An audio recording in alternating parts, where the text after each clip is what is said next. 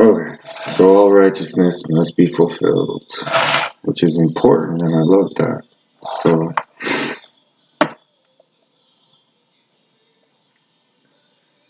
God's sure judgment on Jerusalem. Then the Spirit lifted me up and brought me to the gate of the house of the Lord that faces east. There at the entrance of the gate were 25 men, and I saw among them. Okay. Then the Spirit of the Lord came on me, and he told me to say, "This is what the Lord says.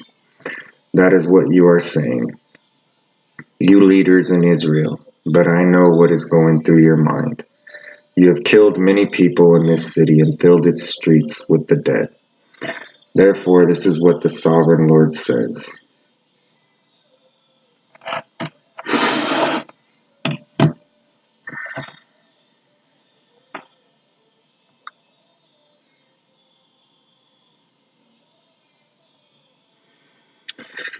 So what I'm doing is I am typing in Jesus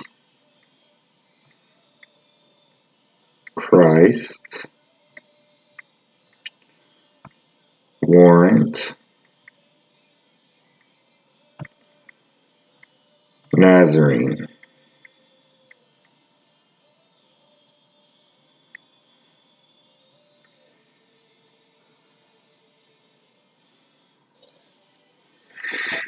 Jesus of Nazareth, enemy of the state, executed for treason.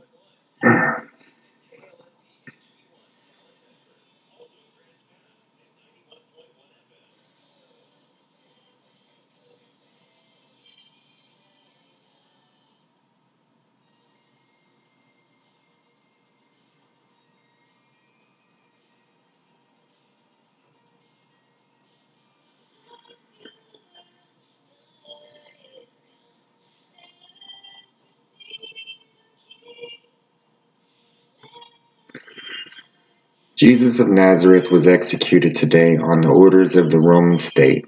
Method of execution, crucifixion. The charge under Roman law was treason, and under Herodian law, blasphemy against the temple. The evidence against this anarchist was so strong that authorities of both the Roman state and the kingdom of Herod concurred with the arrest and execution, and he was subjected to trial by both governments, and in a rare uprising of spontaneous collective justice, the mass of people who were gathered for Passover called for his execution as well. The mob affirmed their loyalty to the state, chanting, "We have no king but Caesar." Friday's execution ended a career as an anti-government agitator with a long history of lawlessness.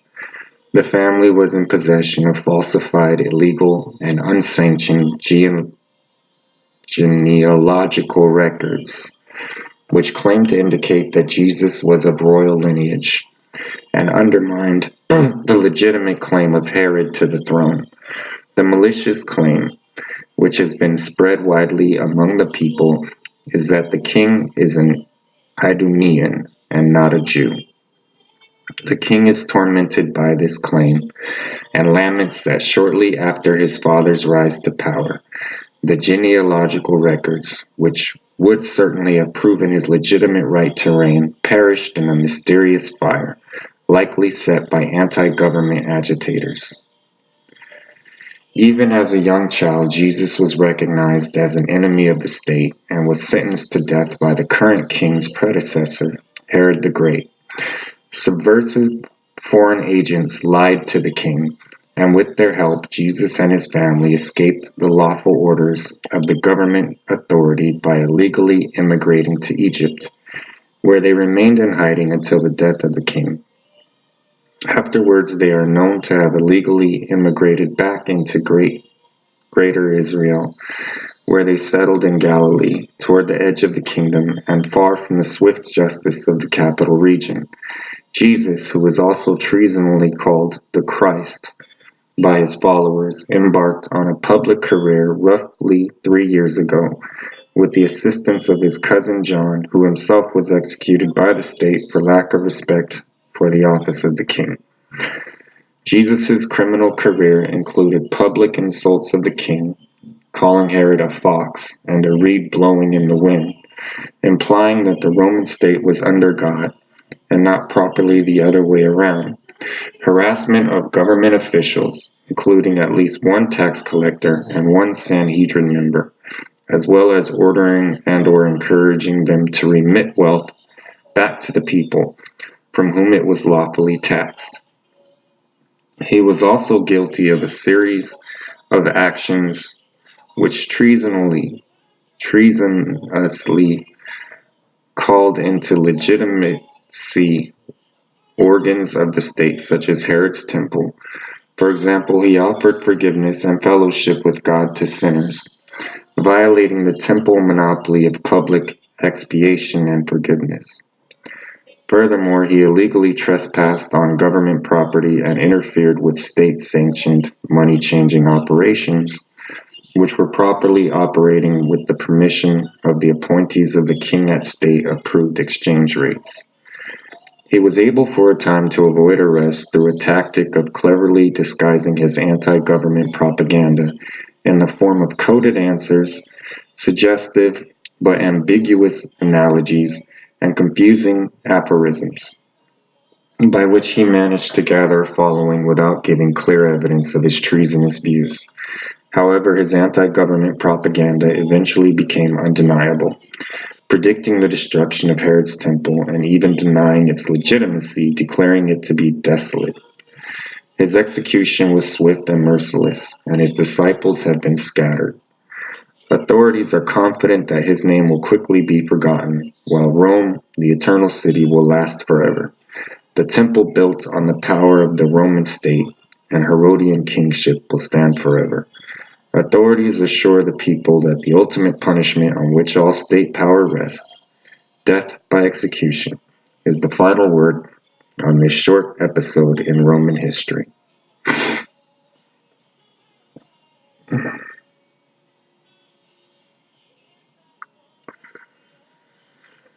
All right.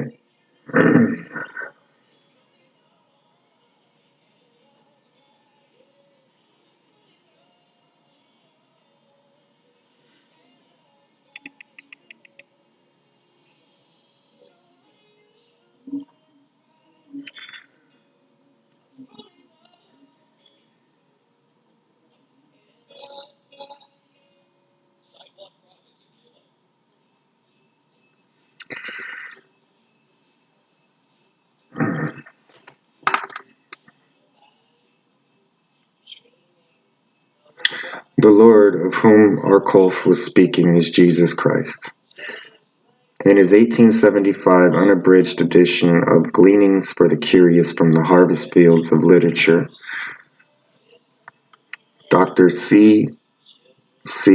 Bombog shared with us some astounding archaeological evidence of his unwelcome presence on this planet by quoting a document engraved on a copper artifact that led to his miserable dismissal. He wrote, "Of the many interesting relics and fragments brought to light by the preserving researches of antiquarians, none could be more interesting to the philanthropist and believer than the following to Christians.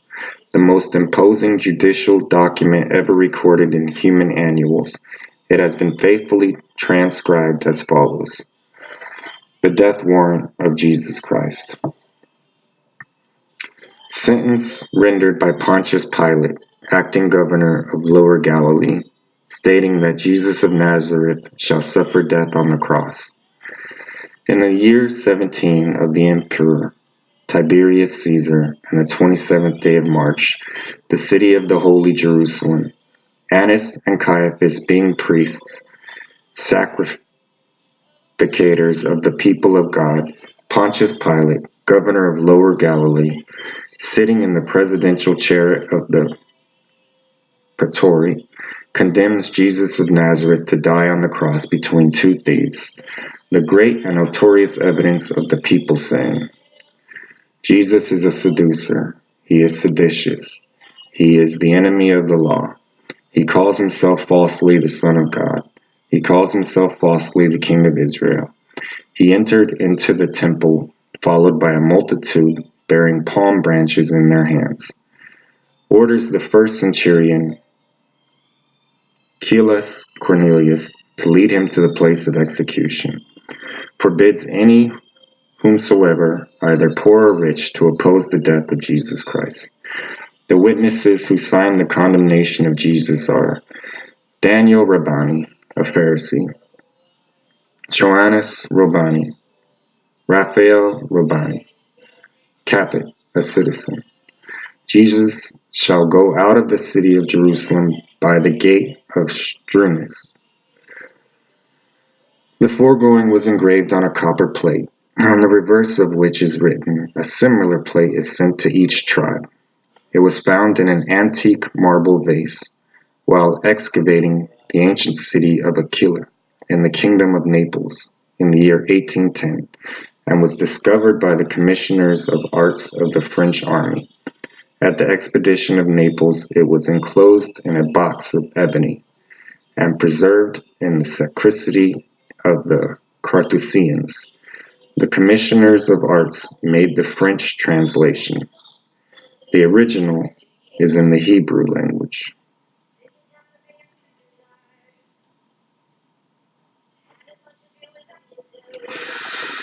Alright, so all righteousness must be fulfilled in order to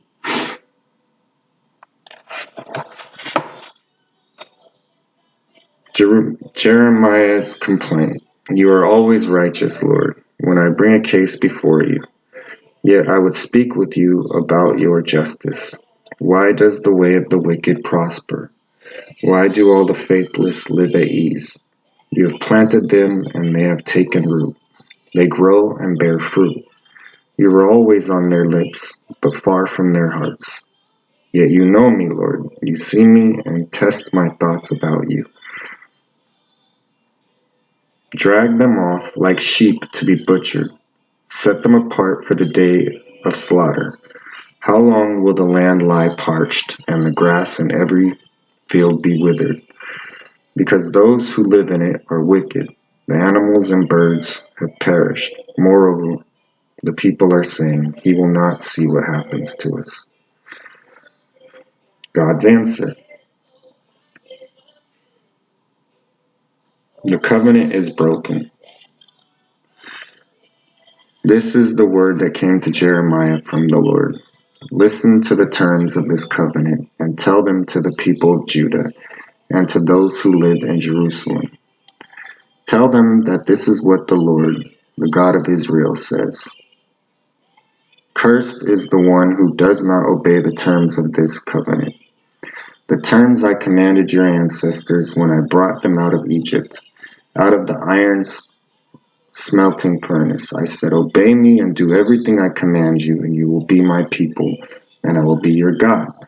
Then I will fulfill the oath I swore to your ancestors to give them a land flowing with milk and honey, the land you possess today.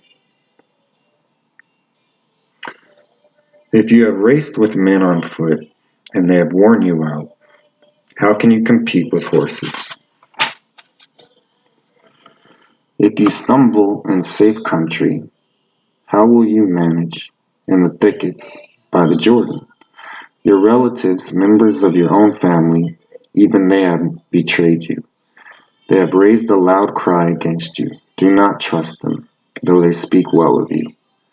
I will forsake my house, abandon my inheritance. I will give the one I love into the hands of her enemies. My inheritance has become to me like a lion in the forest. She roars at me, therefore I hate her. Has not my inheritance become to me like a speckled bird of prey, that other birds of prey surround and attack?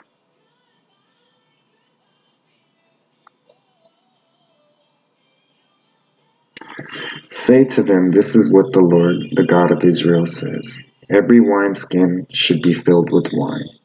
And if they say to you, don't we know that every wineskin should be filled with wine? Then tell them, This is what the Lord says. I am going to fill with drunkenness all who live in this land, including the kings who sit on David's throne, the priests, the prophets, and all those living in Jerusalem. Hear and pay attention. Do not be arrogant, for the Lord has spoken. Give glory to the Lord your God before he brings the darkness, before your feet stumble on the darkening hills. You hope for light, but he will turn it to utter darkness and change it to deep gloom. If you do not listen, I will weep in secret because of your pride. My eyes will weep bitterly, overflowing with tears, because the Lord's flock will be taken captive. Say to the king and to the queen mother, come down from your thrones, for your glorious crowns will fall from your heads.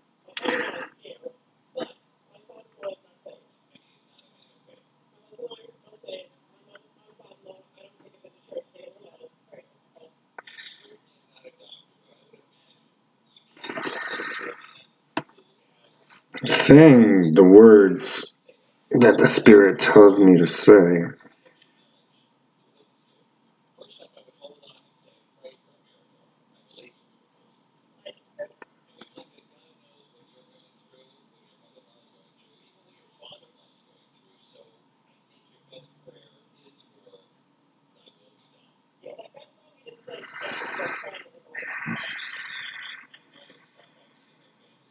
Let there be light.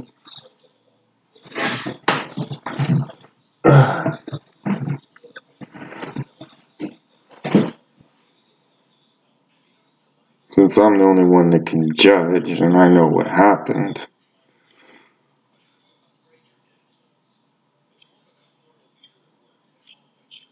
Idumea is Greek for Edom. And Esau and Jacob, it was basically both of you can be king. I was like, you rule this side, you rule that side, basically. And then whichever one obeys me, I'm going to support.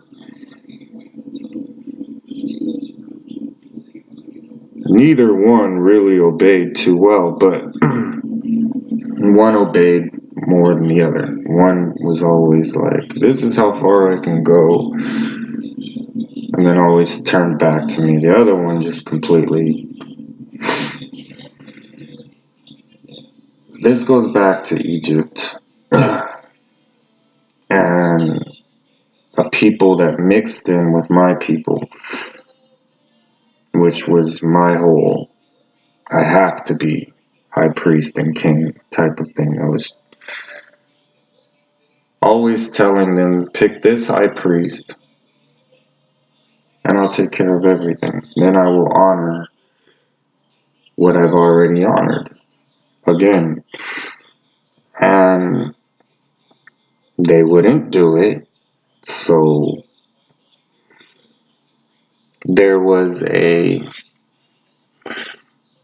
gap. I was like, you are not my people. You don't take my law and then decide that you get to do this with it, basically, was my whole complaint. I was like, I have the law.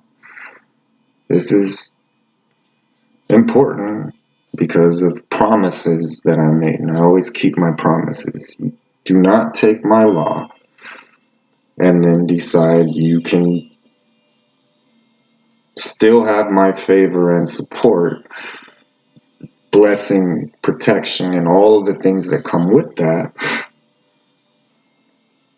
by turning it into some type of less than my law.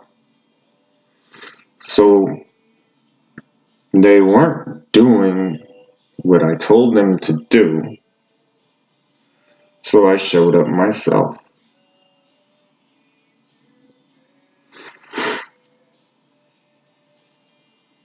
And I really had no interest in Herod's throne at all. It was well known All I did was confirm it.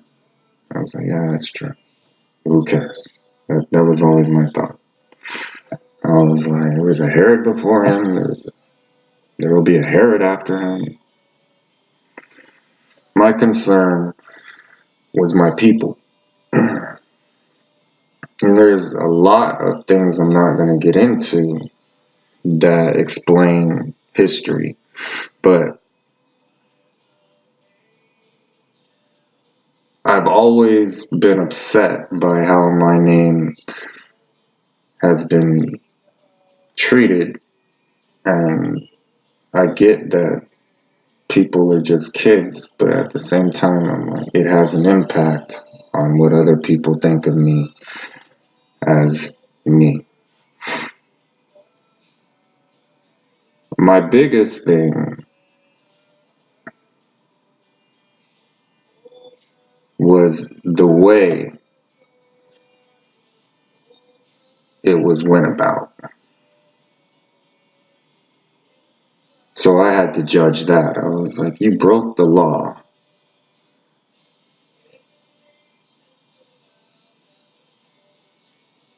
What was done was, as I saw it, was the nicest way I can put it.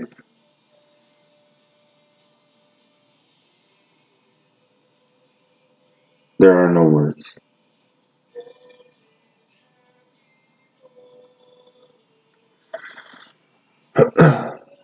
You would have to understand the law and then judicial process and everything that was not observed whatsoever. It was a very ferocious time as far as testing people's hearts. Everyone knew it was wrong. I had people telling me, this is so wrong, this is so wrong, this is so wrong. And I was like,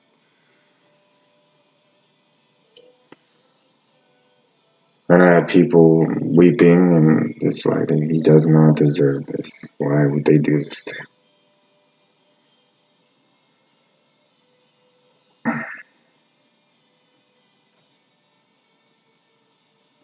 But that's my life.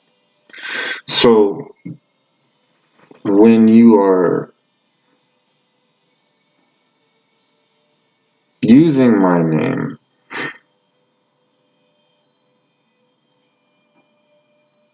then you need to understand what it cost me.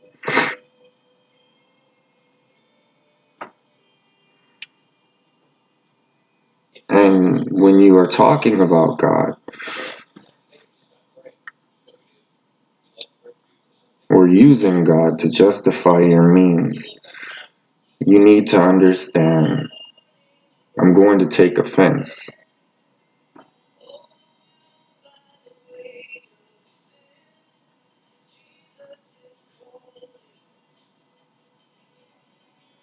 So if I'm a certain way with certain people, there's a reason behind everything I do. And I prefer talking about positive and the things I want to talk about. But if you don't have a belief in God's justice and God, you don't have a belief system that will protect you, make you feel loved, and remove the fear and negativity that comes from the human heart.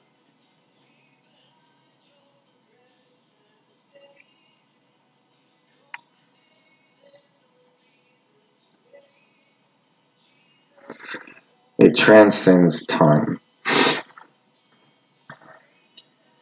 It is the only way, the truth, and the life.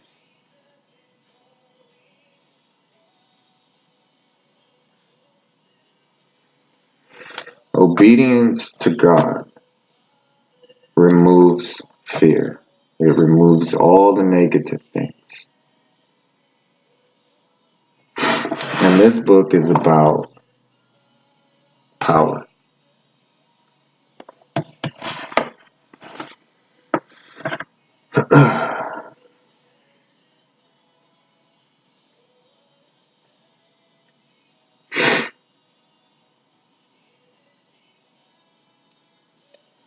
The Edomites settled in one part of what's, I always say the words the Spirit tells me to say, the land, because they had a certain way of life. So that was their land. And then Israel, the people that I'm concerned about, Judah.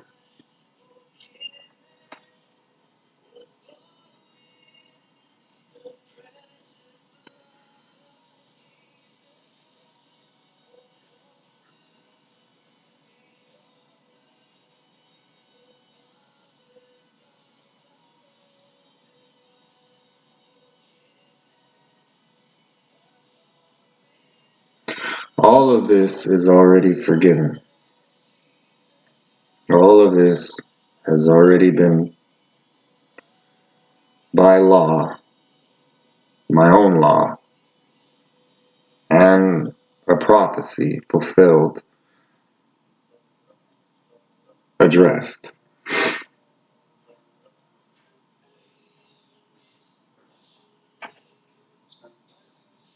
All right. I love you.